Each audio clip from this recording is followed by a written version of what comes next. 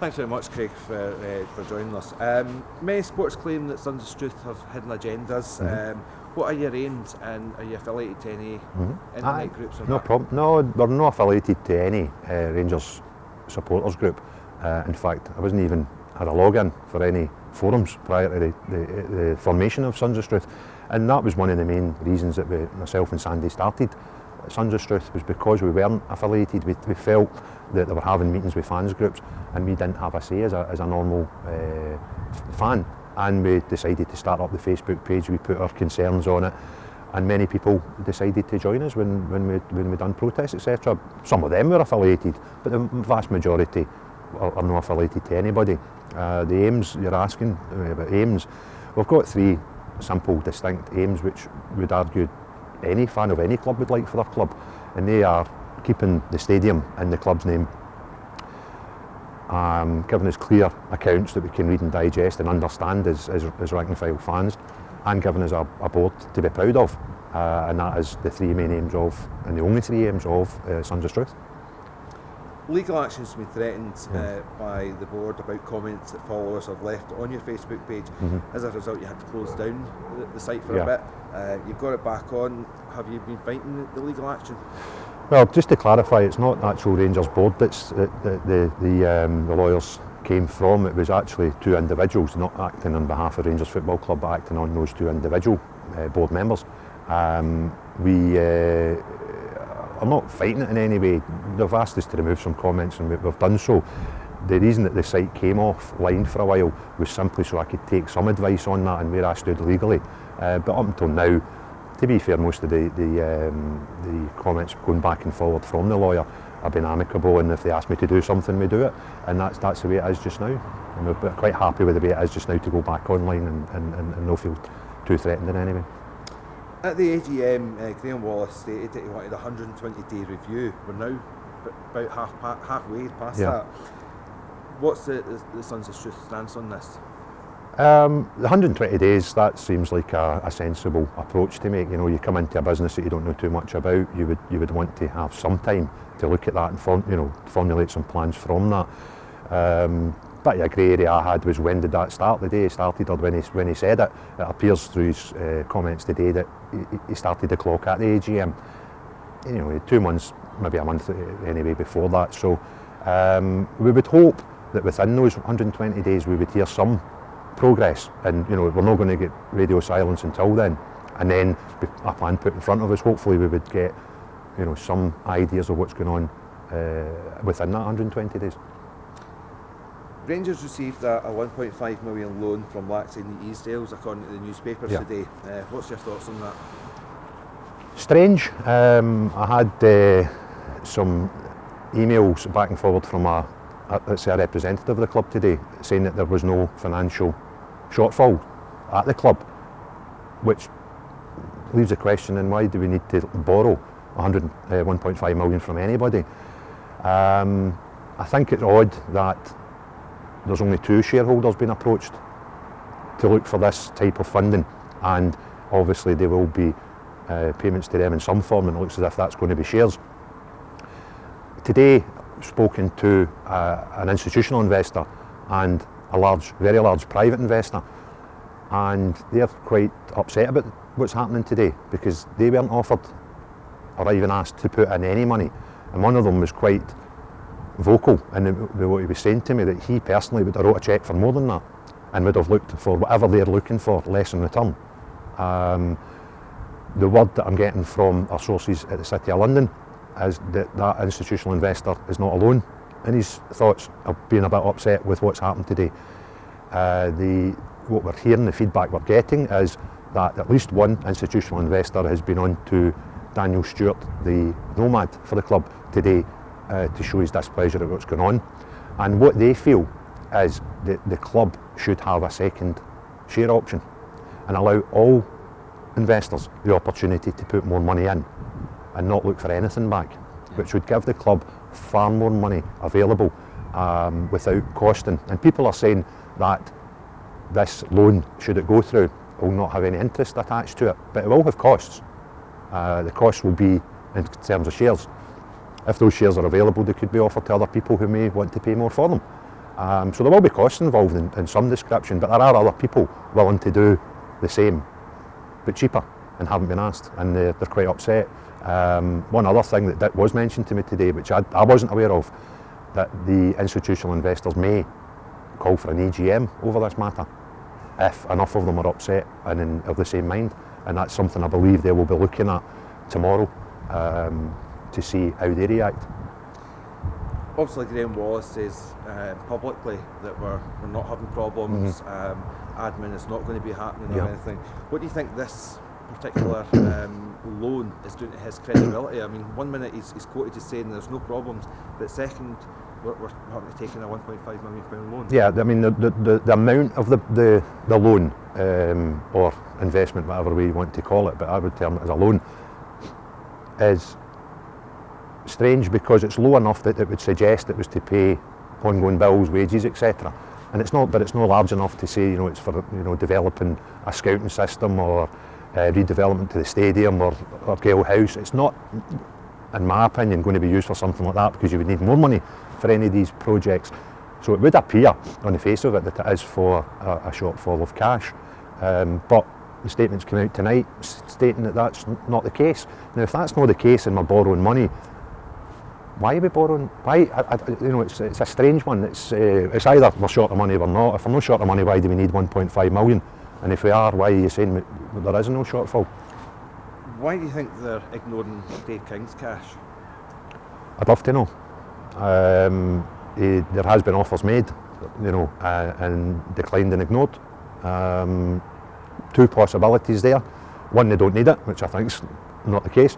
Two, they either don't want Dave King, or if, as has been suggested, that he's wanting a share issue, then the guys on the board, some of them may not want to put more money in to save their dilution of their shares. Can't understand that. I would love to see the proposition that was put by Mr. King, so fans like myself can look and see whether option that look as if they're taking is indeed a better option for the club than Mr. King was offering. What would be your message to Dave King in regards to that? Let us see what you were offering. Let the fans decide. The fans at Ibrox over the last 2 years, we've been treated like mushrooms, keep us in the dark to a certain extent. And if he, as an individual, can show the proposals that he made, if he's been rebuffed and he's been told to go away, basically, then if the proposals go no further, if he can make that public knowledge, then it would allow the fans to make their own mind up whether the club are right to do that or not. Dave King is, a lot of fans are obviously hearing what's happening or reading about statements that he's making in the papers and on the news channels, etc., but they just don't seem to see any action. It's maybe starting to put a little bit of apathy towards some of the fans. Possibly. There's sort of two things there. Dave King appears to be quite a private man, and he only speaks when Dave King wants to speak. I don't think many journalists would get an interview with Dave King on their terms and in their time scale. So, being that type of person, you've got to appreciate that, but I would hope that he can see there's people scratching their head and asking questions, and then maybe now is the time for him to come out and maybe do some interviews or put some things into the press, mainstream media, his side of what's going on. It would be much appreciated. And the other thing you were asking was the fans, how they feel about him. I think for a long time the fans have seen Dave King as the knight that's going to come over the hill and help the club.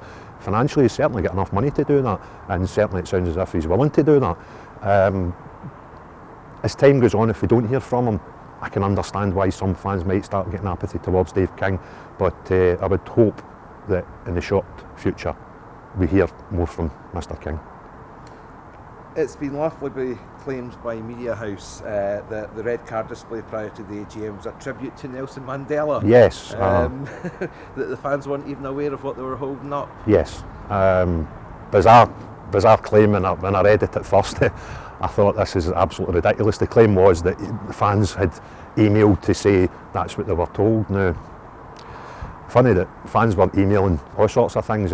Fans used to email Craig Mather or bump into Craig Mather on the street when Craig Mather was actually in Dubai over protests and things like that. So we do hear quite a lot of, let's call it, spin about the protests that we had, but that one was the most ridiculous claim I've ever heard. We put out, we had 40,000 leaflets printed that day. We got with the help of a lot of people, we got about 30,000 out, and there was an arguable amount, 20, 25,000, whatever, to hear different sources claiming different things. Now, every single one of the letters was A5 size, and on the reverse there was 2 pages of printed material telling you exactly what the protest was about. So, I don't know, either the board made the story up, someone made the story up and made sure it hit the board, or genuinely there was one fan in here that thought he was putting a red card up for Nelson Mandela. It makes good comedy. That's just, you know, I can't say much more than that. It's just beggars belief. Are Sons of Struth planning any more demos? We're fluid. We're a fluid organisation. We don't have a committee. We don't have you know, to go and ask a load of people what we do next. If we feel next, you know, 24 hours, the next 24 days, or the next 24 months that there's a reason that we feel we should show our displeasure by protesting, then we'll make that public. We'll see how many people join us. Would you say that it's perhaps time for boycotts, with the league being pretty much all but wrapped up? Tough one. Boycotting just now. I wouldn't like to tell any Rangers fan not to watch a game of football, and I wouldn't like someone to tell me not to watch a game of football. That's your God-given right as a fan, is to go and support your team. A very, very hard subject. We get accused of suggesting people should boycott games pre-AGM. That was not the case. What we did say was, as a group of fans, you choose whether or not you buy a season ticket, and the fans may decide to boycott season ticket sales and buy tickets on a match-to-match basis, which is a totally separate issue.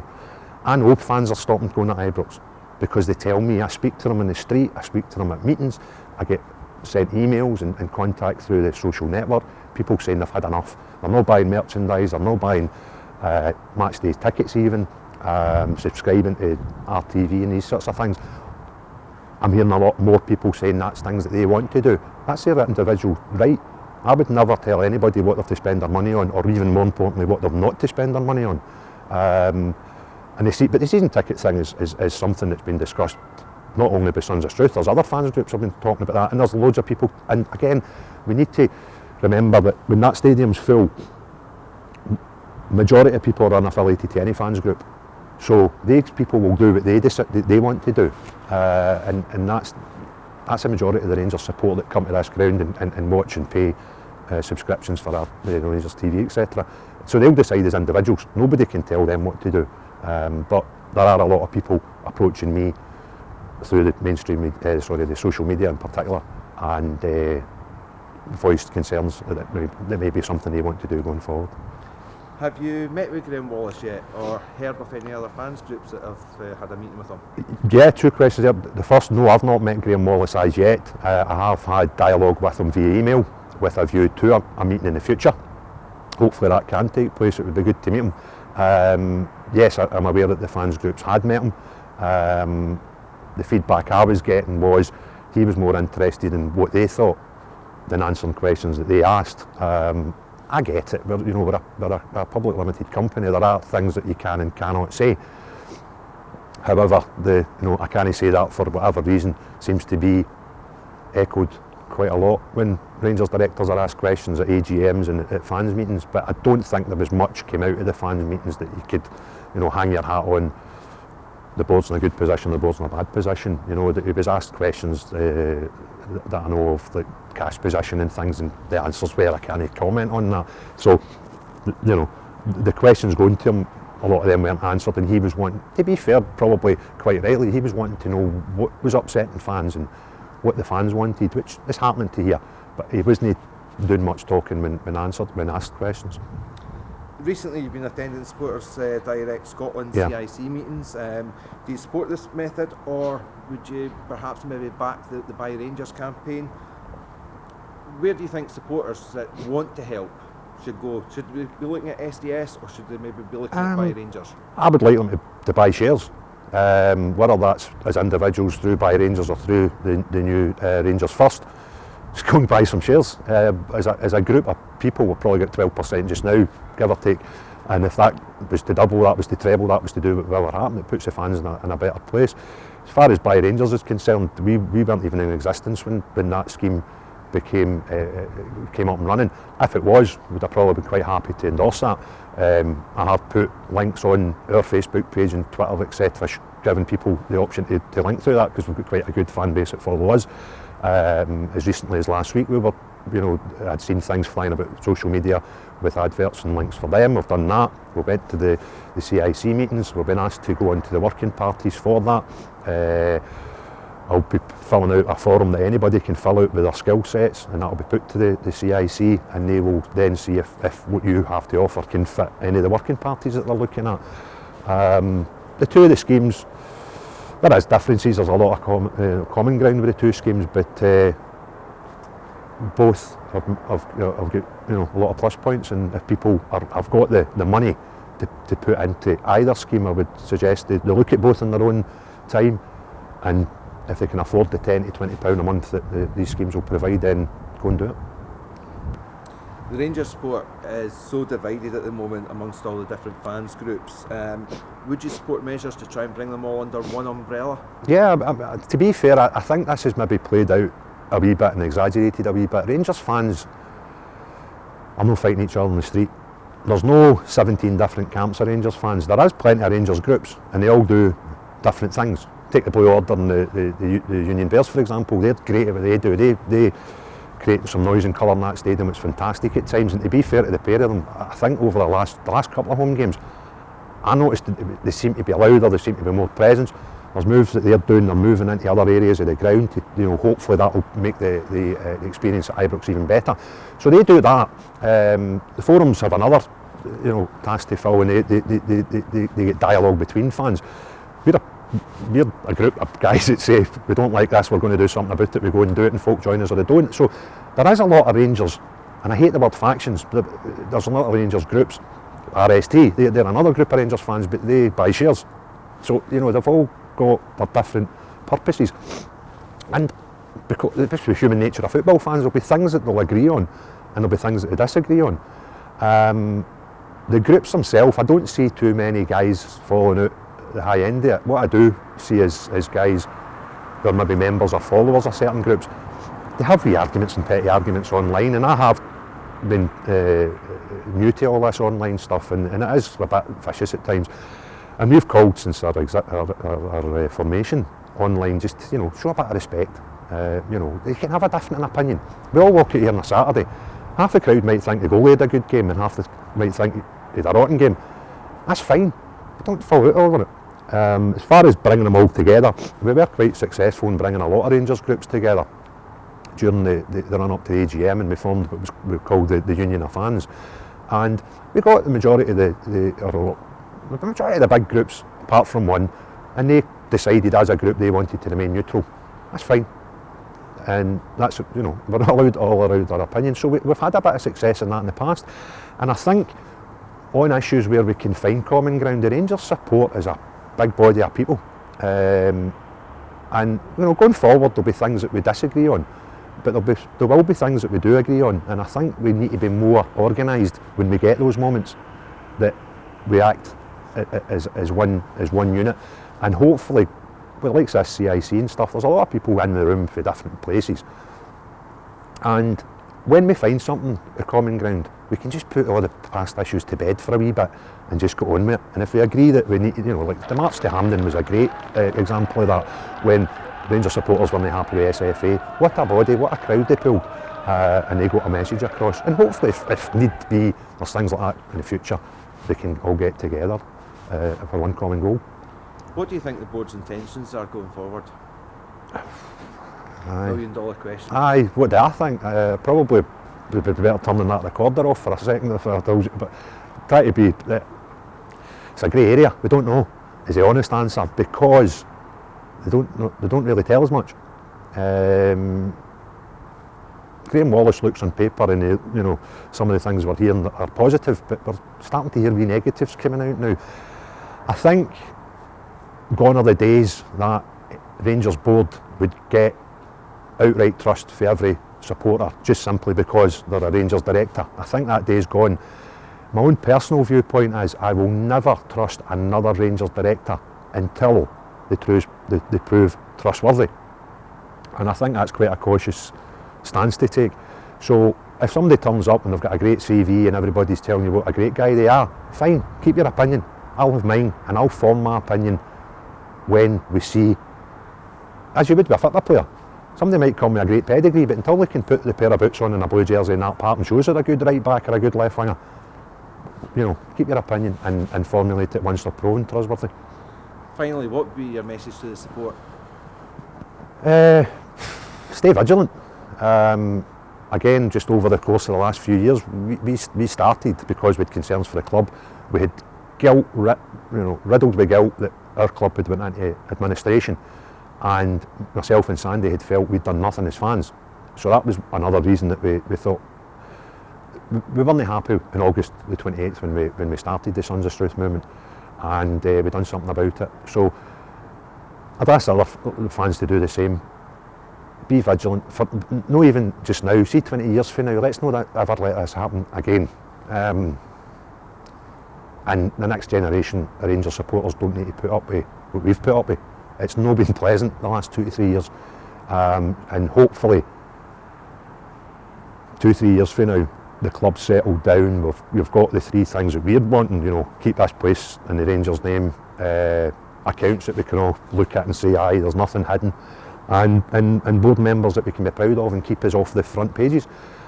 But we still, after that, just need to be vigilant and just need to keep one eye open that we can't let this ever happen again, the carry on that we've all had to put up with in the last 2 years.